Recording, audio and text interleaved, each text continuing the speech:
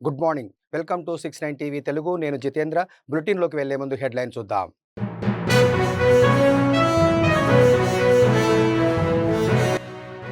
Mamnoor airport నిర్మాణంలో భూములు కోల్పోతున్న రైతుల ఆందోళన. ఎలాంటి అవాంఛనీయ ఘటనలు జరగకుండా పోలీసుల భారీ బందోబస్తు.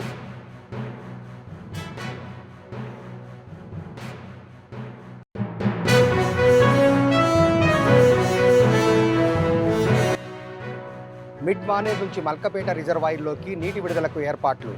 Malkapet reservoir pump house control room తనిఖీ.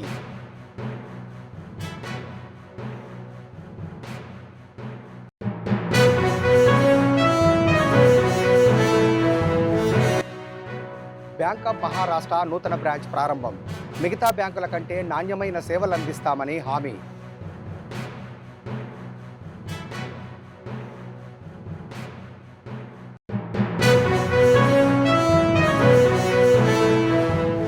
వరంగల్ మామునూరు ఎయిర్పోర్ట్ నిర్మాణంలో భూములు కోల్పోతున్న రైతులు ఆందోళన బాటపట్టారు.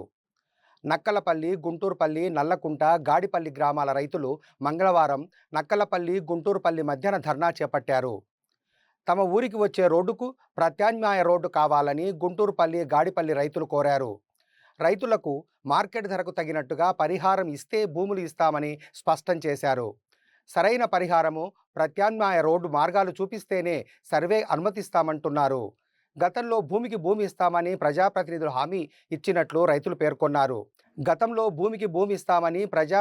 హామీ ఇచ్చినట్లు రైతులు పేర్కొన్నారు. ఇచ్చిన మాటకు ప్రజాప్రతినిధులు కట్టుబడి ఉండాలన్నారు. కాగా ఎలాంటి అవాంఛనీయ ఘటనలు జరగకుండా పోలీసులు భారీ బందోబస్తు నిర్వహించారు.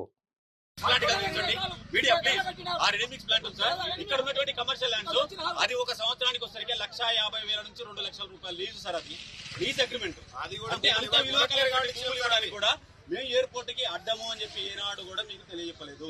కేవలం మాకు కావాల్సినటువంటి హక్కుల కోసం మాత్రమే మేము పోరాటం చేయడం జరుగుతూ ఉంది. దయచేసి దీనికి కూడా పై అధికారులుగా మీరు కూడా ఖచ్చితంగా మాకు సహకరించాలని మా యొక్క వినవి. Please request sir. Mid Manair నుండి మల్కపేట రిజర్వాయర్లోకి నీటి పారుదలకు అన్ని ఏర్పాట్లు చేసినట్లు కలెక్టర్ సందీప్ కుమార్ ఝా తెలిపారు. కోనరావుపేట మండలంలోని మల్కపేట గ్రామంలో గల మల్కపేట రిజర్వాయర్ను ఆయన మంగళవారం సందర్శించారు. అందులో భాగంగా reservoir gates, under tunnel, pump house, మోటార్లు, కంట్రోల్ రూమ్, విద్యుత్ సరఫరా వ్యవస్థలను కలెక్టర్ తనిఖీ చేశారు. మల్కపేట రిజర్వాయర్లో ప్రస్తుతం నీటి నిల్వ ఎంత ఉంది అని జిల్లా నీటిపారుదల శాఖ అధికారి అమరేందర్ రెడ్డిని ఆరా తీయగా 4 మార్చి 25 నాటికి 0.75 టీఎంసీల నీరు ఉందని కలెక్టర్ దృష్టికి తీసుకెళ్లారు.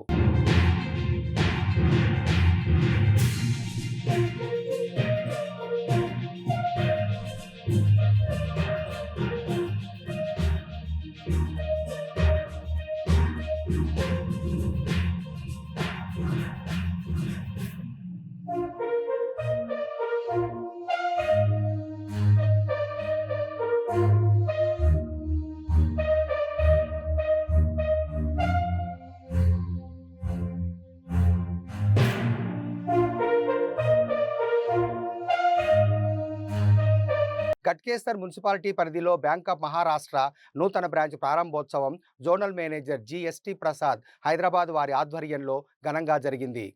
జ్యోతి ప్రజ్వలన చేసి ఈ సందర్భంగా వారు మాట్లాడుతూ 73వ బ్రాంచ్ ఈరోజు గట్కేసర్లో ప్రారంభించుకోవడం చాలా సంతోషంగా ఉంది అన్నారు. మా బ్యాంక్ మిగతా బ్యాంకుల కంటే నాణ్యమైన సేవలు అందిస్తూ అభివృద్ధిలో ముందంజలో ఉంది అన్నారు. ఈ బ్రాంచ్లో కూడా కస్టమర్స్ అందరూ మా సేవలు వినియోగించుకోవాలని చెప్పారు. స్టాఫ్కి, కస్టమర్స్కి శుభాకాంక్షలు తెలియజేశారు.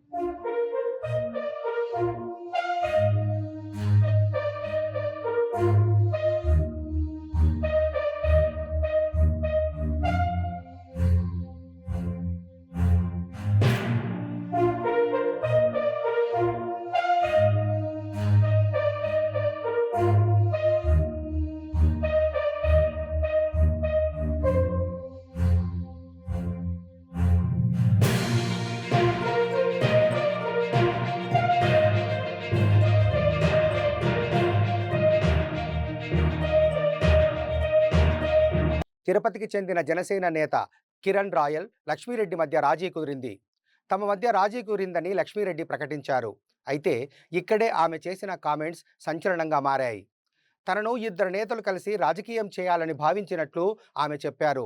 తిరుపతి కోర్టులో కిరణ్ రాయల్, లక్ష్మీరెడ్డి ఒకరిపై మరొకరు పెట్టుకున్న కేసులను ఉపసంహరించుకున్నారు. గత 20 రోజులకు పైగా సాగిన వివాదం ముగిసిందని ఆమె తెలిపారు. మీట్లో నేను ఒక ఇష్యూ చెప్పాను. అదేమంటే జిల్లా అధ్యక్షులు అని చెప్పాను. నాకు ఇక్కడ యాక్చువల్గా ఏమంటే అధ్యక్షులకి జిల్లా నేతలకి ఆ వేరియేషన్ నాకు తెలియదు. అక్కడ ప్రెస్ మీట్లో నేను మాట్లాడుతున్నాగా వెంటనే అక్కడ ఎవరు జిల్లా అధ్యక్షుల అంటే వెంటనే నేను అవును అన్నాను. నాకు ఆ వేరియేషన్ అయితే తెలియదు. అక్కడ జిల్లా అధ్యక్షులు కాబట్టి జిల్లా నేతలు, ఇద్దరు ప్రముఖ నేతలు వాళ్ళు వచ్చి నన్ను కలిసి తీసుకున్న వాస్తవం నిజం. అవి నేను అన్నీ కూడా ఆఫీస్కి అన్నిటికీ పంపించడం జరిగింది. కోర్టులో మా డీలింగ్స్ అని అయిపోయాయి. అలాగే ఈరోజు కిరణ్ రాయల్కి నాకు ఉన్న కేసు, ఈ లావాదేవీలన్నీ కూడా కోర్టులోని పరిష్కారం జరిగిపోయాయి. రియల్టీ మార్కెట్లోకి మరో కార్పొరేట్ దిగ్గజం ప్రవేశిస్తుంది. జువారీ ఇండస్ట్రీస్ అనుబంధ సంస్థ Zuari infra world India limited, Gangotri developers కలిసి బంజారా హిల్స్ పార్క్ హయత్ హోటల్లో ఒక ఒప్పందాన్ని కుదుర్చుకుంది. భారీ హౌసింగ్ ప్రాజెక్ట్ చేపడుతుంది. కొల్లూరు మైక్రో మార్కెట్ సమీపంలో 9.4 ఎకరాల్లో జువారీ గంగోత్రి త్రిభుజ పేరుతో ఈ ప్రీమియం హౌసింగ్ ప్రాజెక్టు ఏర్పాటు కానుంది. ఇందుకోసం 1500 కోట్లకు పైగా వెచ్చించనుంది. రాష్ట్ర సిమెంట్ రంగంలో ఉన్న జువారీ గ్రూప్కు హైదరాబాద్లో ఇదే తొలి రియల్ ఎస్టేట్ ప్రాజెక్ట్. ఈ ప్రాజెక్టులో భాగంగా 53 లక్షల చదరపడుగుల విస్తీర్ణంలో 9 టవర్లతో 1730 అపార్ట్మెంట్లు నిర్మిస్తారు. We from Zuari Infra World, part of the Dr. KK Birla Group, started our journey in Hyderabad with cement, and now we are graduating into real estate by partnering with Gangotri Developers led by Mr. Madhuram Reddy. We are very happy to enter Hyderabad because we believe that Hyderabad is the most upcoming, dynamic and most livable city in the country. So we will bring our quality, our expertise and delivery on time and give value to the customers of Hyderabad. ఈరోజు హైదరాబాద్ లో Zuari infra world అనే brand ని launch చేయడం సందర్భంగా Gangotri developers వాటితోని సంయుక్తంగా Hyderabad west part లో 9.4 acres లో G+37 and 1730 units కి తో అపార్ట్మెంట్, హైరైజ్ అపార్ట్మెంట్ కోసం అగ్రిమెంట్ సంతకం అనే కార్యక్రమంగా ఈ ప్రోగ్రామ్ చేయడం జరిగింది. ఇందులో ఈ రోజు నుంచి హైదరాబాద్ అఫీషియల్ గా జువారీ ఇన్ఫ్రా వరల్డ్ వాళ్ళు అఫీషియల్ గా లాంచ్ అవుతున్నట్టు వాళ్ళ ఫుట్ ప్రింట్ బలంగా గంగోత్రి గ్రూప్ తో కలిసి ప్రొవైడ్ చేస్తున్నందుకు చాలా సంతోషంగా ఉంది. Belong to the Dr. KK Birla Group, which is renowned and existing for almost 100 years. We began our journey in Hyderabad with the cement industry, and now from cement we are graduating into the real estate industry by partnering with Mr. Madhuram Reddy's company, Gangotri Developers.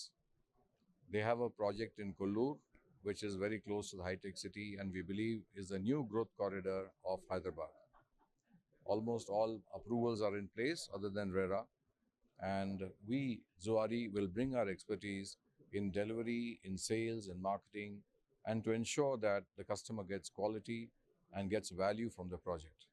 We are very happy that we now are in the city of future and the city of growth, which is Hyderabad. Rayadurgam PS పరిధిలో నవవధు software ఉద్యోగిని ఆత్మహత్య చేసుకుంది. 6 నెలల క్రితం గోవాలో వివాహం చేసుకున్న Devika Satish Rayadurgam PS పరిధిలోని ప్రశాంత్ హిల్స్లో నివాసముంటున్నారు. తాజాగా నవవధువు ఆత్మహత్యకు పాల్పడింది.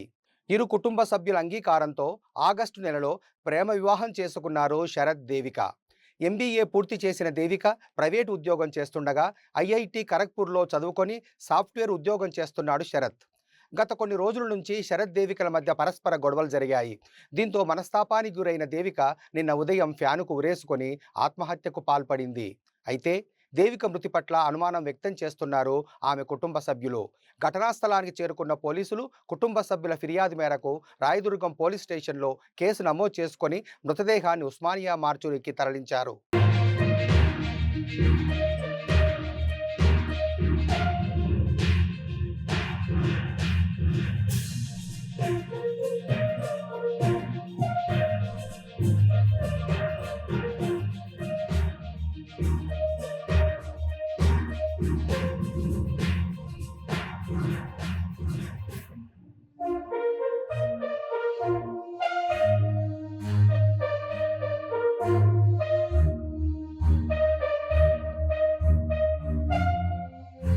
ఎస్ఎల్బీసీ టన్నెల్ సహాయక చర్యల్లో పురోగతి కనిపించింది.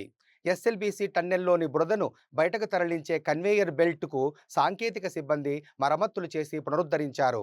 సొరంగం పనుల్లో కీలకమైన కన్వేయర్ బెల్ట్ పనిచేసింది. ప్రమాదం జరిగి 11 రోజులవుతున్నా గల్లంతైన 8 మంది జాడ తెలియడం లేదు.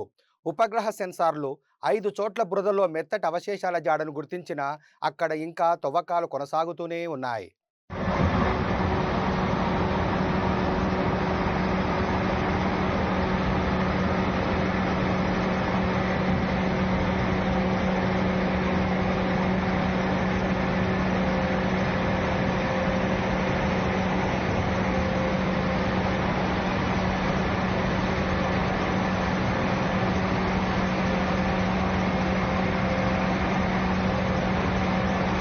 బులెటిన్ ముగించే ముందు హెడ్లైన్స్ మరోసారి.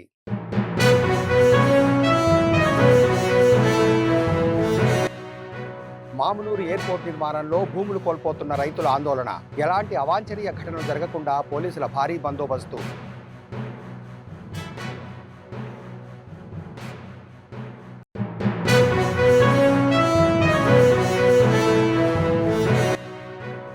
మిడ్ మానేర్ నుంచి మల్కపేట రిజర్వాయర్లోకి నీటి విడుదలకు ఏర్పాట్లు. Malkapet reservoir pump house control room తనిఖీ.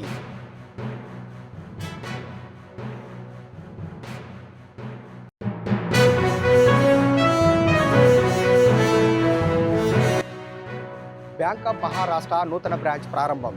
మిగతా బ్యాంకుల కంటే నాణ్యమైన సేవలు అందిస్తామని హామీ.